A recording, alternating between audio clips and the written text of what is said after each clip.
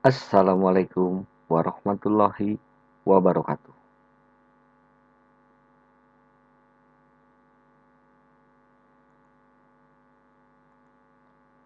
Perkenalkan, nama saya Kendar Hermawan, calon guru penggerak Angkatan 9 dari SMK Negeri 2 Kota Tasikmalaya.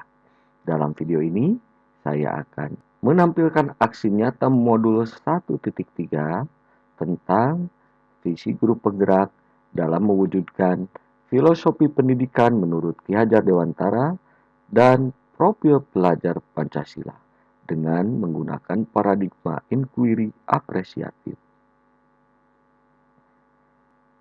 Tujuan pendidikan menurut Ki Hajar Dewantara dalam proses memajukan pendidikan Indonesia, Ki Hajar Dewantara memiliki tujuan utama, yaitu menuntun segala kodrat yang ada pada anak. Dengan begitu, anak atau peserta didik dapat tumbuh sebagai manusia dan anggota masyarakat yang mampu mencapai keselamatan dan kebahagiaan setinggi-tingginya.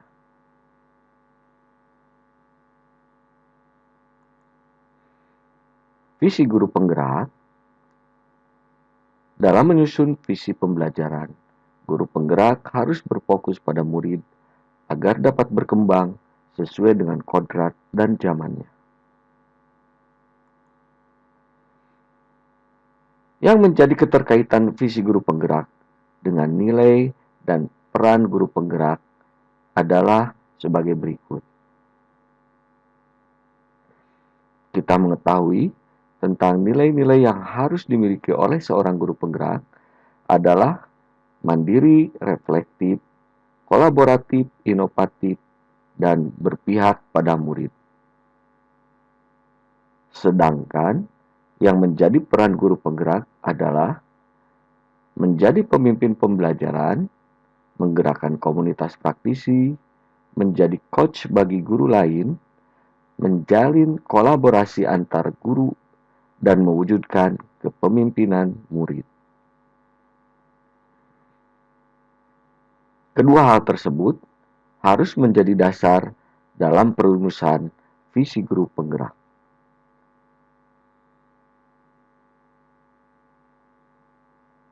Dalam menyusun visi pembelajaran, guru penggerak harus mencerminkan nilai dan peran guru penggerak dalam mewujudkan profil pelajar Pancasila. Untuk mewujudkan visi, bisa menggunakan paradigma inquiry apresiatif, mewujudkan visi dengan inquiry apresiatif menggunakan metode Bagja. Buat pertanyaan utama, ambil pelajaran, gali mimpi, jabarkan rencana, dan atur eksekusi. B. Buat pertanyaan utama atau define. Bagaimana menciptakan pembelajaran yang menyenangkan untuk meningkatkan kemandirian siswa? Siapa saja yang terlibat untuk mewujudkan pembelajaran yang menyenangkan untuk meningkatkan kemandirian siswa? Daftar tindakan penyelidikan yang perlu dilakukan untuk menjawab pertanyaan dengan melakukan asesmen diagnostik non-kognitif, menggali informasi, referensi tentang pembelajaran yang menyenangkan, bisa dari pendapat, pengalaman murid, dan melakukan pengamatan atau observasi. Yang terlibatnya adalah semua warga sekolah dan orang tua. A. Ambil pelajaran. Situasi apa saja yang mendukung pembelajaran yang menyenangkan? Aktivitas apa saja yang dapat dilakukan untuk mewujudkan pembelajaran yang menyenangkan? Apa saja keunggulan yang sudah dimiliki oleh sekolah? Siapa yang dapat diajak berdiskusi untuk mewujudkan pembelajaran yang menyenangkan? Daftar tindakan penyelidikan yang dilakukan untuk menjawab pertanyaan tersebut adalah kondisi kelas yang nyaman, membuat perencanaan pembelajaran dengan memasukkan nilai-nilai profil pelajar Pancasila, dan melaksanakan pembelajaran dengan menekankan nilai-nilai humanisme. SDM, sarana dan prasarana, hubungan dengan orang tua, kepala sekolah, Wakasek Sapras, rekan sejawat, dan orang tua. Gali mimpi, harapan yang akan dicapai dalam mewujudkan pembelajaran yang menyenangkan untuk meningkatkan kemandirian siswa. Bagaimana cara memantau prakarsa perubahan ini? Pembelajaran yang menyenangkan sehingga menjadi penyemangat murid dalam belajar dan membantu menciptakan kemandirian siswa. Pemantauan dilaksanakan oleh warga sekolah. J. Jabarkan rencana. Apa langkah-langkah untuk menyiapkan pembelajaran yang menyenangkan? Apa hal yang pertama harus dilaksanakan untuk mewujudkan pembelajaran yang menyenangkan? Merencanakan pembelajaran yang menyenangkan, sosialisasi, program prakarsa perubahan, menyiapkan sarana dan prasarananya, menyiapkan sumber media pembelajaran yang akan digunakan, menggunakan metode pembelajaran yang humanis dengan menggunakan media teknologi informasi sehingga tercipta pembelajaran yang menyenangkan, aktif, kreatif, dan inovatif. A. Atur eksekusi.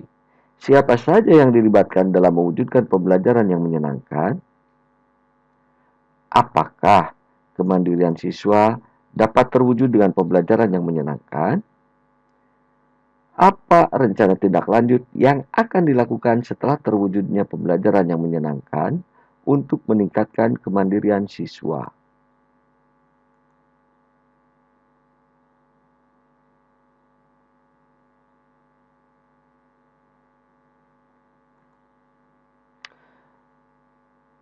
Ini sebuah catatan calon guru penggerak dalam pelatihan guru penggerak untuk membuat visi sekolah yang berpusat pada murid. Kita menggunakan kalimat rumpang dengan judul cita-cita untuk murid. Kita memimpikan murid-murid yang kita percaya bahwa murid adalah di sekolah. Kita mengutamakan murid di sekolah kita sadar betul bahwa kita, warga sekolah, yakin untuk kita dan warga di sekolah ini paham bahwa, nah ini contoh-contoh pertanyaan dan harapan serta pendapat yang dimunculkan oleh guru beserta sumber daya yang ada di sekolah dan tentunya dari murid. Saya sendiri sebagai calon guru penggerak di SMK Negeri 2 Kota Tasikmalaya berpendapat bahwa kita memimpikan murid-murid yang beriman dan bertakwa serta berakhlak mulia, santun kepada guru dan orang tua, berbudi pekerti yang luhur, berpikir kritis, semangat dalam belajar, berprestasi dan menjadi juara, selalu berkreasi dan berinovasi. Kita percaya bahwa murid adalah peserta didik yang memiliki karakter dan keunikan masing-masing, memiliki keistimewaan dan bakat yang dapat kita gali seoptimal mungkin sehingga mereka dapat menjadi individu yang tumbuh dan berkembang sesuai dengan passion-nya. Di sekolah, kita mengutamakan pendidikan karakter yang religius, yang relevan dengan budaya industri dengan metode pembiasaan yang ditanamkan pada anak didik tanpa merupakan kultur budaya daerahnya.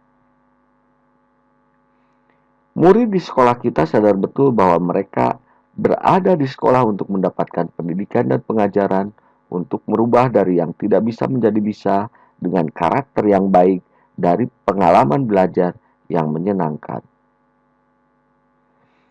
Kita dan guru lain di sekolah kita yakin untuk dapat menuntun dan membimbing murid agar dapat mencapai kebahagiaan dan keselamatan di dunia dan di akhirat sesuai dengan potensi yang dimiliki oleh mereka. Kita dan guru lain di sekolah kita paham bahwa setiap anak memiliki bakat dan kemampuan masing-masing yang satu sama lain saling melengkapi.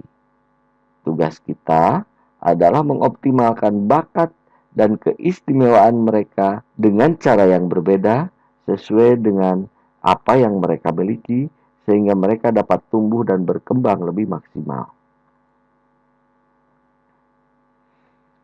Visi SMK Negeri 2 Kota Tasikmalaya adalah mewujudkan juara lahir batin dan Masagi tahun 2024.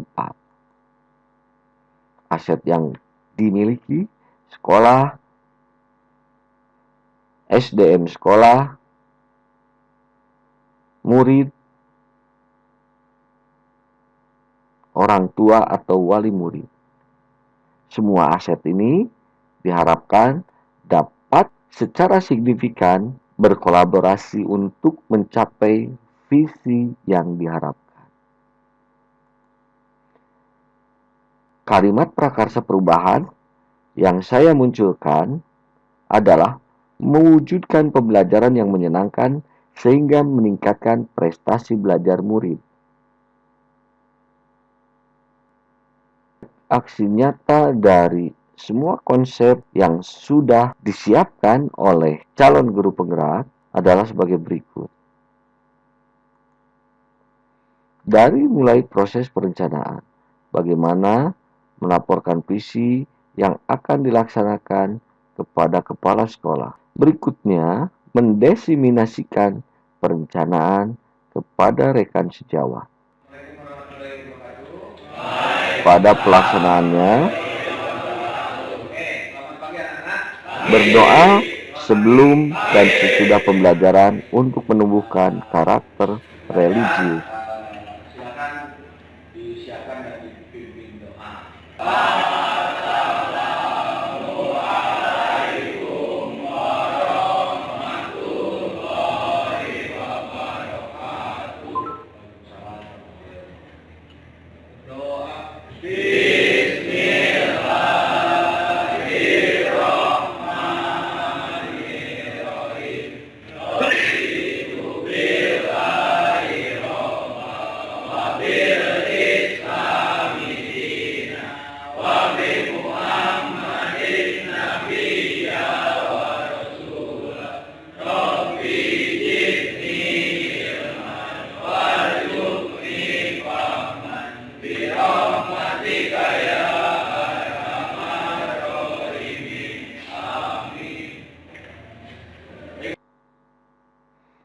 Murid membuat perencanaan sebelum melaksanakan proyek menggunakan media teknologi informasi.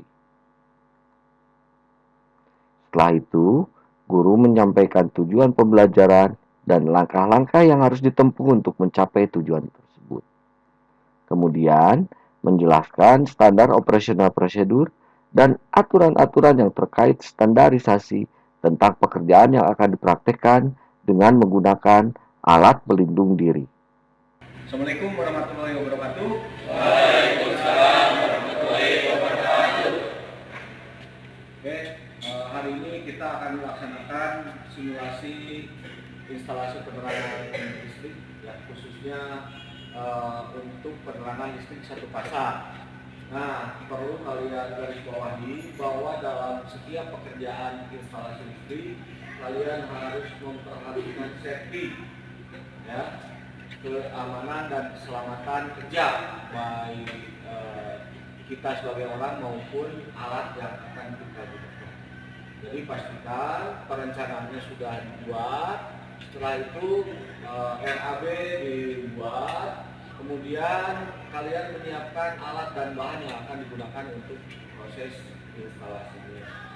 Nah, kalian pada saat proses pemasangan itu harus mengacu kepada standar operasional prosedur, itu yang pertama. Yang kedua juga kalian harus mengacu kepada persyaratan umum instalasi listrik. Jadi seperti itu. Nah, nanti pada saat masuk ke lab, pastikan kalian tidak sambil bermain karena kita berurusan dengan listrik, ya, resikonya nyawa. Jadi pastikan pada saat mau melakukan penyambungan ke sumber listrik, kalian melakukan pengukuran terlebih dahulu. Jangan sampai terjadi setting atau arus pendek, karena akan menyebabkan kerusakan. Yang kedua, pastikan semua alat pengaman diri atau alat pelindung diri digunakan sesuai dengan fungsinya. Supaya apa? Supaya kalian terlindung pada saat melakukan kerjaan instalasi listrik. Oke, paham ya? Ada pertanyaan? Nah, tidak ada. Kalau tidak ada, kita mulai dengan berdoa bersama-sama dengan mengucapkan basmalah bersama-sama. Bismillahirrahmanirrahim. Oke, terima kasih. Assalamualaikum warahmatullahi wabarakatuh. Waalaikumsalam warahmatullahi wabarakatuh. Guru mendemonstrasikan pelaksanaan pekerjaan sebelum dipraktekkan oleh siswa. Untuk mengukur apakah terjadi korsleting atau tidak, kita catat dulu ini dari sumber tadi itu.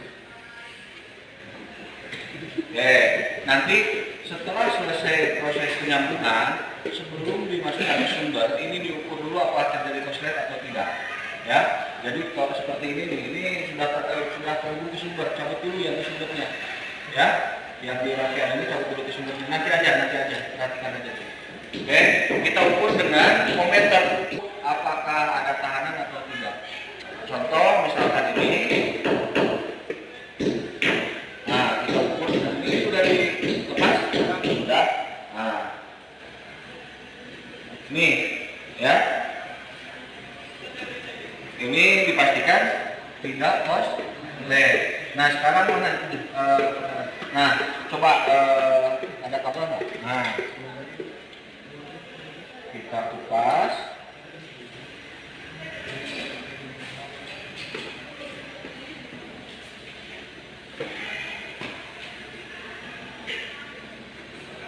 Oke, satu orang pegang ini, satu orang sambungkan. Nah, coba.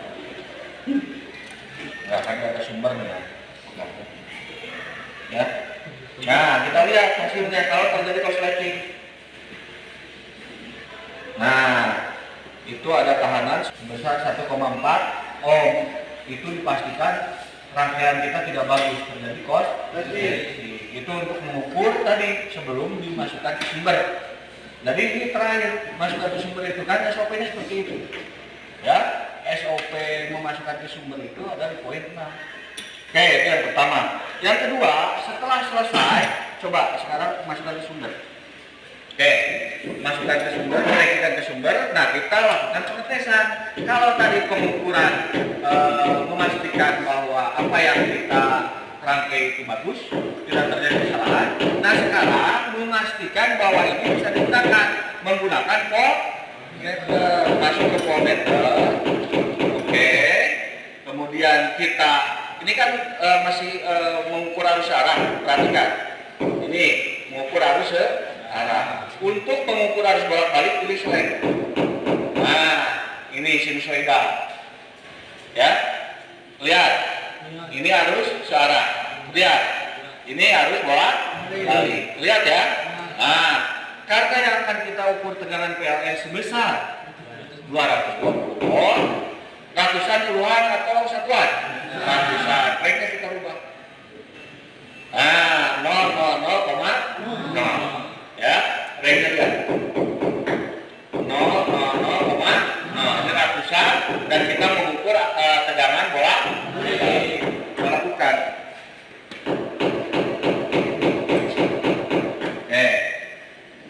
Pastikan ini diputar-putar aja sampai kena. Ini sebesar 224 volt. Paham? Jadi yang kita ukur 224 volt dan ini bisa digunakan. Ya. Ada pertanyaan? Oke, silakan kerja lagi. Selanjutnya murid dikelompokkan dan mereka berkolaborasi untuk menyelesaikan pekerjaan dengan berbagi peran. Pastikan alat dan bahan sudah disiapkan. Bagi timnya ada yang menyiapkan alat, Ada yang menyiapkan bahan, kemudian ada yang menyiapkan kamera untuk merecord ya, untuk membuat laporan. Mereka tampak antusias melakukan praktek sesuai dengan langkah kerja pada SOP.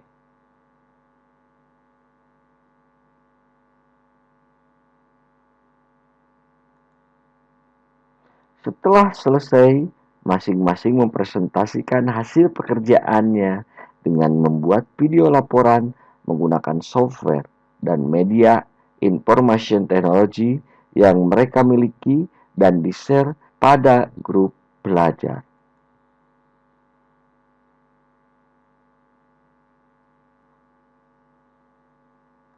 Ini budaya antri di Guru melakukan monitoring saat proyek dilaksanakan untuk mencegah terjadinya kecelakaan kerja. bahan yang disiapkan oleh toolman yang ada di ketenaga listrikan. Jadi toolman memberikan bahan yang diminta oleh masing-masing kelompok untuk proses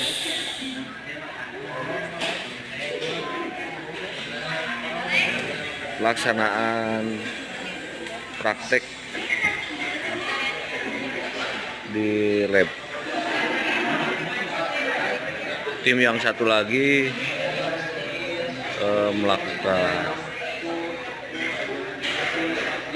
praktek sambil menunggu bahan yang dibawa temennya dari gudang bahan.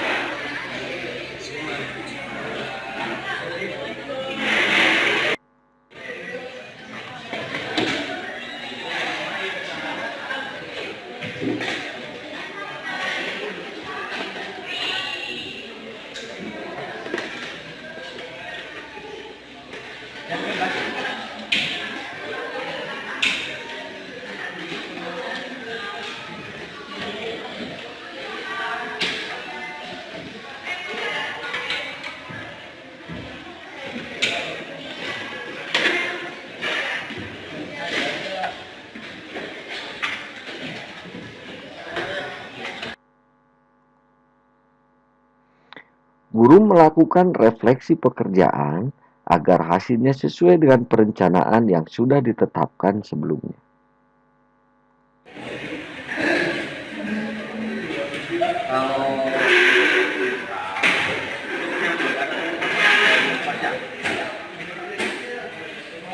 Yang panjang. Nah, ini masih ada di luar. Jangan kabel ya.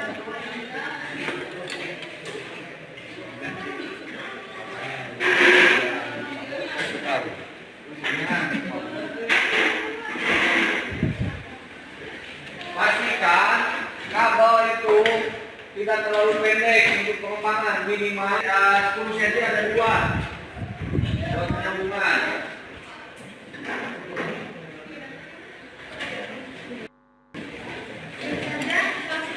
Di akhir pembelajaran, guru memberikan penguatan dan evaluasi dari hasil pekerjaan yang dilakukan oleh siswa dalam kelompoknya.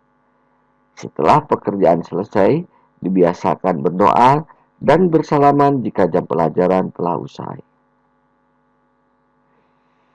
Setelah selesai pelaksanaan proyek, bersama-sama melaksanakan kebersihan ruang kelas dan lingkungan untuk membiasakan karakter gotong royong.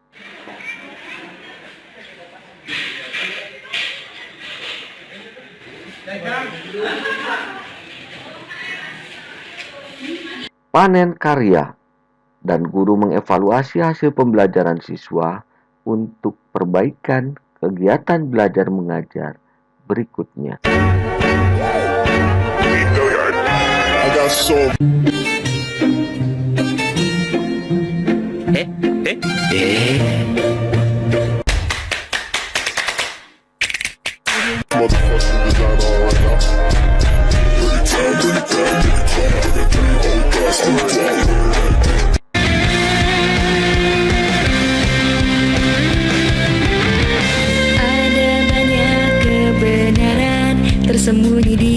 besar sana. Untuk melewati batas teman jadi tergantung gelombang pasar. Mengapa sejak ku dewasa tak bisa jujur dengan mudah? Apakah pantai pasir tempat yang tepat untuk nyatakan cinta? Ada dua motor parkir berdampingan minggir dari jalan besar beraspal. Bila mau mengajak kamu pergi ke pantai, siapa yang duluan bilang lebih baik? Yuri kau milik kita, tanpa sadar ku teriak. Apa mungkin dirimu dan diriku merasakan hal yang sama? Aku tahu ini dia ilham yang muncul di kepala. Kata dari Yunani akhirnya ku sadar artinya.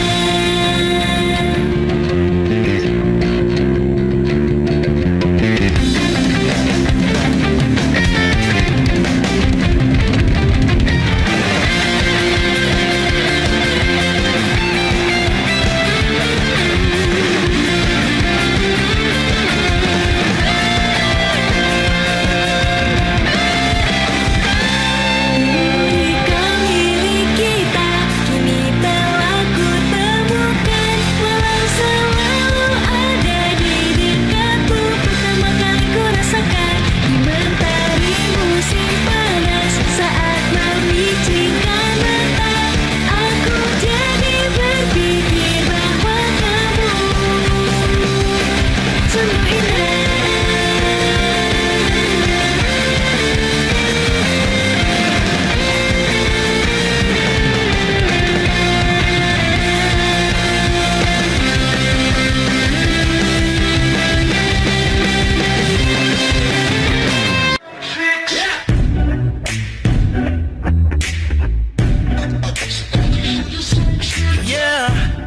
Ini setelah selesai semuanya dievaluasi hasilnya dan tentunya sampai ke kebersihan ruangan setelah melaksanakan praktek.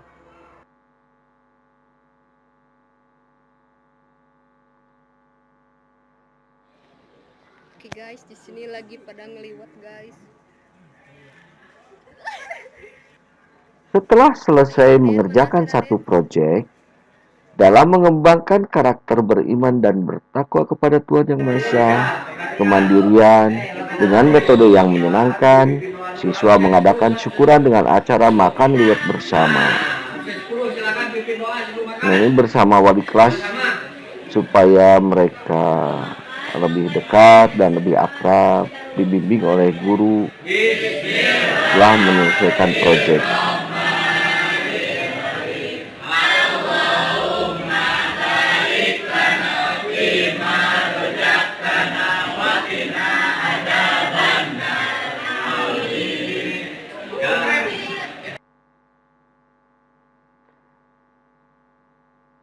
Yang menjadi refleksi dari kegiatan pembelajaran tersebut, muncul permasalahan sebagai berikut.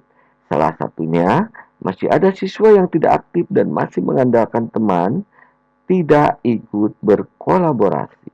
Solusinya, pembimbingan oleh guru pada siswa yang tidak aktif supaya lebih antusias untuk pencapaian hasil pekerjaan kelompok yang maksimal. Berikut ini testimoni dari teman sejawat. Assalamualaikum warahmatullahi wabarakatuh. Saya Leni Nur Hayati, salah satu rekan kerja dari Bapak Kendar Hermawan yang sedang mengikuti program guru penggerak. Saat ini dia setelah melakukan pembelajaran dengan metode praktek sesuai dengan prinsip dari Ki Hajar Dewantara, yaitu aktif, kolaboratif, mandiri, berani, dan menyenangkan. Sukses terus untuk Bapak Kendar Hermawan, sukses terus untuk guru penggerak Angkatan 9. Sekian. Assalamualaikum warahmatullahi wabarakatuh. Nah, ini testimoni dari siswa. Deg-degan saya saat belajar bersama Pak Kendar, yaitu salah satunya dengan cara penyampaiannya yang tegas dan tidak menegangkan membuat saya lebih